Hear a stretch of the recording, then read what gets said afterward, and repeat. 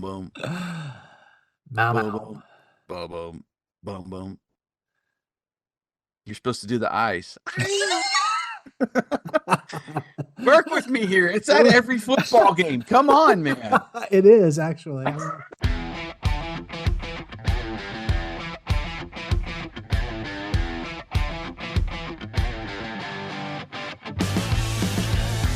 Welcome to the Greatest Lists podcast, a show about music and lists. This season, your hosts Jason and Eric are counting down the top 25 guitar solos of the 80s and the top 25 guitar solos of the 90s. Think your favorite made the list? Tune in and find out. Take it away, boys. Welcome back to Season 2 of Greatest Lists, a music and talk podcast featuring lists of the greatest songs of all time. I am one of your hosts, Jason, and joining me on this choo-choo train to hell it's my co-host, Eric. How you doing, man? Oh my gosh. I'm doing good, man. How are you? I'm doing fine. Hey, are you ready to go off the rails for just a minute? On a choo-choo train? Yes, I am. Yeah. So, I was just thinking the other day, and even coming off our AC/DC episode, there are a handful of songs that are pretty much played at every major sporting event nowadays. Oh, yeah. And I think it would make for like an interesting documentary, or I don't know, even just some kind of article series on how the songs, make it to that status. What, can we trace these songs back to when they were first played and right. Or on a regular basis? Right. And it's, there's the normal group. You've got Hell's Bells, the Stones, Start Me Up, Welcome to the Jungle. Yep. I think even Living on a Prayer is now one of those. It's now at that point. Yep. And in college football stadiums, you got Seven Nation Army. Yep. Every that song weird named is that weird Zombie Nation song too. The oh yeah. That all of those, man, are just I don't know. I think it's interesting how a song makes it to that point. That's so funny. It's true though. I mean, we used to have season tickets to the OU games, and every song you named was played. Yeah. You get it on the kickoffs. Was played at at the games. And this is a complete sidebar, but there's the Wisconsin University football games. They play Jump Around. Right. Yeah, that's a state between the third and the fourth quarter. And game day, I think they did it last year, and they just replayed it recently. They did a whole story on how that came to be, about how that, how that happened. That's kind of interesting. But you're right; it'd be interesting to figure out how did somebody decide, hey, let's play, this Gary Glitter or whatever, Well, yeah. I mean, growing up in Central PA, going to Penn State games at Beaver Stadium with 110,000 of my favorite, people in the world. I think it's the end of the first quarter. They'll play Sweet Caroline, and you get 110,000 people singing Sweet. Where did that come from? Yeah, I don't know. I don't know the history of that, but I'm sure it's out there on the web. It'd be so interesting to know what all those songs, how they got that. Right. Crazy Train it's out there too. Yeah. I mean, I remember it was Chipper Jones's walk-up song when he was playing baseball. Oh yeah, and it's everywhere. Anyway, that was a little side rail there, freebie for you guys. Thank you for joining this episode. We'll be back. Yeah. Coming up in song number 9. Quick reminder: we're sponsored by HalloweenCostumes.com, the largest selection of Halloween costumes on the web. I mean, you've heard us talk about it at this point, throughout the season. If you haven't clicked over just to see what all the hubbub is, don't waste any more time. If you want a new costume this year, chances are they have it. They produce a good bit of exclusive costumes you won't find anywhere else too. So the selection is just incredible over there. And of course, the best part, as we always say, you use the promo link in the show notes. You save 15% off your entire order. Yep. Just, you got to do it before October 31st. Just go do it. Quit wasting time. Yeah. Savings are there in your cart. Don't need a promo code or anything. You just click and then start buying. So anyway, that's our little promo that we've been doing throughout these episodes. Thanks to HalloweenCostumes.com for sponsoring us. We're going to continue the second half of season 2 here, our top 25 guitar solos of the 80s, with a song from 1980 and the album Blizzard of Oz. Coming in at number 10, our top 10 is here. Finally. Is Crazy Train by Ozzy Osbourne. Behind the music. Our spotlight today is on guitarist Randall William Rhodes. Randy Rhodes, of course, to his friends. Born in 1956 in Santa Monica, he was raised by his mother, who was a professional pianist and actually opened a music school there in North Hollywood. Randy and his 2 siblings created their own music at home from a young age because they didn't own a stereo. So later, Randy would be influenced by the Beatles and Rolling Stones, and he and his brother Kelly would imitate their performances in the garage. I thought that was a fun little story there. Nice. Randy started playing classical guitar and piano at age 7 at his mother's school. He then became interested in rock guitar and began taking lessons from a guy named Scott Shelley, who soon approached Rhodes' mother to inform her that he could no longer teach her son, as Randy's knowledge on the electric guitar exceeded his own.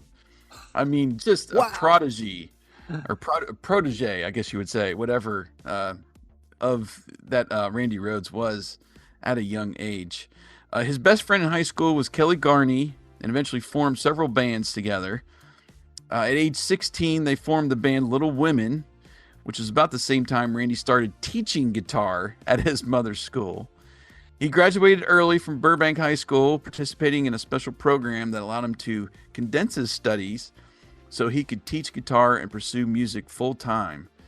And then he recruited vocalist Kevin Dubrow and drummer Drew Forsythe. The band soon changed its name to Quiet Riot. Here's how he got into Ozzy's band, or at least something like this. There's some mixed stories along the way. So Ozzy was recruiting for a new band in 1979 after his Black Sabbath days, and a friend of Randy's coaxed him into auditioning it was basically on the day before Ozzy was going to go back to England. So Rhodes brought his Gibson Les Paul and a practice amp, and he started warming up for Ozzy. Ozzy, who was very drunk at the time, immediately gave him the job. Shocker. Rhodes recalled later, quote, "I just turned it up and did some riffs, and he said, 'You've got the gig.' I had the weirdest feeling because I thought, you didn't even hear me yet." Quote. There may or may not have been another audition that the next day there at Ozzy's hotel. Like I said, the stories are a little mixed there as to how it all went down, but the basis of it is Ozzy, he flies back to England and he starts recording with his current guitarist and band that he put together. And he ends up firing the guitarist, and he remembered meeting Randy Rhodes back in LA. His manager at the time was reluctant to hire any Americans, but he eventually got Randy to fly over to England and stayed at Ozzy's house for the first few weeks he was there. And he, of course, played on Ozzy's first 2 solo albums, Blizzard of Oz in 1980 and Diary of a Madman in 1981. Tragically, of course, if you know Randy Rhodes' story, he was killed in an airplane accident in March of 1982. Yep. It's very sad, people. There is a documentary. I have started it. I have not finished it. That's on Amazon Prime right now on Randy Rhodes. Very lengthy documentary on his life, and tells his whole story with his mom's school and everything at the beginning. Yeah. I haven't got to this part yet, but apparently they were between gigs. There's no air conditioning in the bus, so the tour bus driver, who was also an airplane pilot, they pull into an airport. He steals a small plane at the airport to take the band to the next gig. Isn't that crazy? And on the second flight was Rhodes, and I think it was their makeup artist as well. The pilot was making passes on the bus, trying to wake up the band and the crew who were asleep in the bus. And then there was a botched attempt where the plane's wing clipped the bus, and the plane crashed and just burst into flames. The 3 people on board were instantly killed. So very, very tragic. I mean, there's a lot of these stories in rock and roll. Yeah. If you know your rock history, but this is, a protege, or what do I want to say here? prodigy that Randy was, to be killed at such a young age, and we need to think about what his career would have been. Oh yeah, throughout the 80s. It's very tragic. But yeah. As far as the song goes, our featured song today, "Crazy Train," it was a hit on the rock chart. It reached number 9, but its legacy has definitely grown over the years. Of course, the single itself, is now certified 4 times platinum, and the master ringtone is 2 times platinum. I thought that was crazy. I was like, That's the awesome. ringtone for "Crazy Train" has been bought digitally 2 million times or whatever. Yeah, that's crazy. Anyway, here's the origin. It's again, the origin of this song is a little cloudy. Several people outside of the band say they were involved with Randy in bringing this song to life, but Ozzy's bassist Bob Daisley, I should say, who was the co-writer for the song with Ozzy and Randy, he told Songfacts that Randy had the basic riff, the signature riff. Then we worked together on the music. He needed something to solo on, so I came up with a chord pattern and the section for him to solo over. Before it was called "Crazy Train," before we even had a title, Randy and I were working on the music. He had the effects pedals and coming through, and his amp was a weird kind of chugging sound. It was phasey, kind of a psychedelic effect, this chugging sound that was coming out. And Randy was into trains. He used to collect model trains, and so did I. Always been a train buff, so was Randy. So I said, "Randy, that sounds like a train, but it sounds nuts." I said, "It sounds like a crazy train." Well, that's where the title was born. And then Ozzy was singing the melodies, and he was phrasing exactly how it ended up, and he started writing the lyrics to it, unquote. So that's a little bit about how the bassist there, Bob Daisley, remembers how "Crazy Train" came about. The song and the solo itself have been ranked by several media outlets as one of the best of all time. Let's get personal. All right, so we talked about our history with Ozzy in our No More Tears episode from the first half of season 2 here during the No More Tears episode. But in short, I didn't really get into Ozzy until several guitar players later in his band in the early 90s. When My Mom Coming Home and No More Tears, when those were big hits. Yeah. Blizzard of Oz was one of those albums I experienced for the first time in the early 2000s, like I've said before, and when I had my classic rock phase and was listening to all the 60s, 70s, early 80s, what I would call classic rock radio stuff, and then, listening to full albums. So that's, and including Black Sabbath in there as well. So that's when I really first experienced Blizzard of Oz. It's not my favorite Ozzy or, I don't know. I guess it's mainly because it just gets played so much now. It's just out there. A lot of Black Sabbath songs too. If you listen to classic rock, you hear a lot of the same stuff. So I don't know. Crazy Train isn't my favorite. Well, I don't know. Blizzard of Oz is a fun album, but I wouldn't rank Crazy Train at the top of my list just because, like I said, sporting events, classic rock, it's everywhere. Overplayed, probably. It is. But did you ever get sick of it? No. Right? No, not really. So what about you? When was your, you were a little bit older than me, so did you come in with like Blizzard of Oz or any of these early 80s albums? The first one I really listened to a lot was the one Bark at the Moon. Bark at the Moon. That's the first album I really listened to for Ozzy. I had a friend at church. He was older than I was. I think I might have told this story about how I got to my first concert. We lied to my parents and said it was going to a Christian rock concert. Yes. Same guy. Okay. He liked the first couple of Ozzy albums, and so I heard him in his truck. But I wasn't really, I wasn't really a huge fan of Ozzy until Bark at the Moon happened. And then The Ultimate Sin. After that, those 2 albums were really when I became an Ozzy fan. But gotcha. I did hear several Ozzy tracks just because he had them playing in his truck. So And so yeah, that's my background with Ozzy. The breakdown. All right, so as far as the solo goes in Crazy Train, I mean, just again, iconic.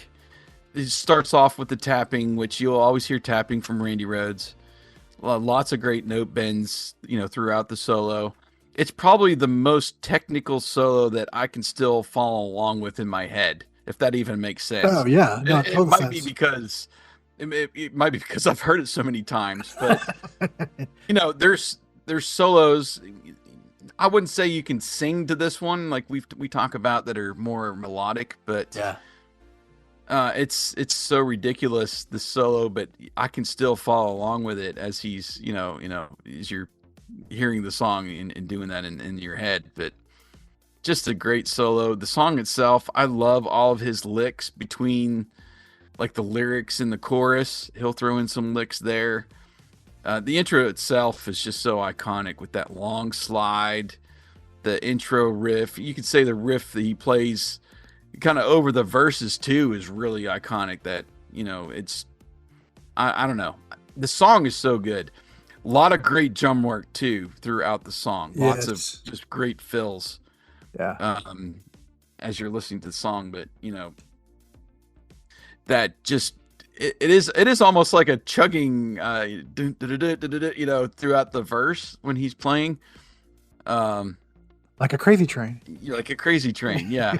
You can hear how that kind of came about. But yeah, there's a handful of solos that if you go out to TikTok or YouTube that you'll see people covering. There's a handful of right 80s solos that you'll see people covering, and this is one that people always try to cover. They always try to cover Beat It. They always try to cover some.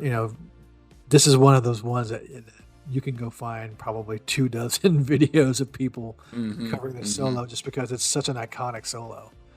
But he's such a technical player. And but you're right. This is one of the most technical solos you can sing to because you can remember it. And you're right, probably because we've heard it 70 million times. But, it's just a grace. It's just he does everything in this solo. He's got tapping. He's got uses string. His tremolo and string bends, and he's got a blues lick, and he's got a really fast run. It has everything, and he could do everything. Yeah, he's sliding throughout the song too. Anything you could practically do, except for maybe like picking it with your teeth, which some guitar players have done. Just I don't want to say standard stuff, but pretty much every technique that was available at that point, and probably some that weren't.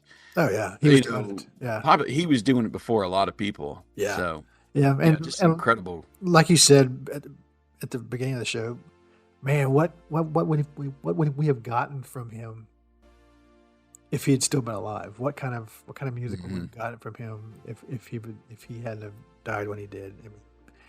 It probably would have been some phenomenal stuff if we had. Yeah. So very tragic. All right, well, we're not going to end it on a downer here. We're gonna bring it back up again. We're gonna play some more Ozzy, but number 10 on our top 25 guitar solos of the 80s is Randy Rhoads and Crazy Train. Some bonus songs for this album, of course, we got to play some Randy here. Mr. Crowley on the Blizzard of Oz album, another single that was released. I don't know. I always think of this as a Halloween song with that organ intro. That's true. I like. It's very. I don't know. It has that feel to it when I hear it, but I hear it on classic rock throughout the year as well. So awesome. So I would say equal to Crazy Train in this one, and then also going to include one from the next album, Diary of a Madman. I've always been a fan of Flying High Again. Oh yeah. And there is some tapping in that solo. I mean, he's known as one of those early tappers, but the tapping in that solo is really great too. So I hear that. That's a great riff too. Yeah. Surprisingly, I hear that a lot on classic rock too. Really? compared to what you have out there Yeah. over the years. Just I've heard that a lot from Ozzy.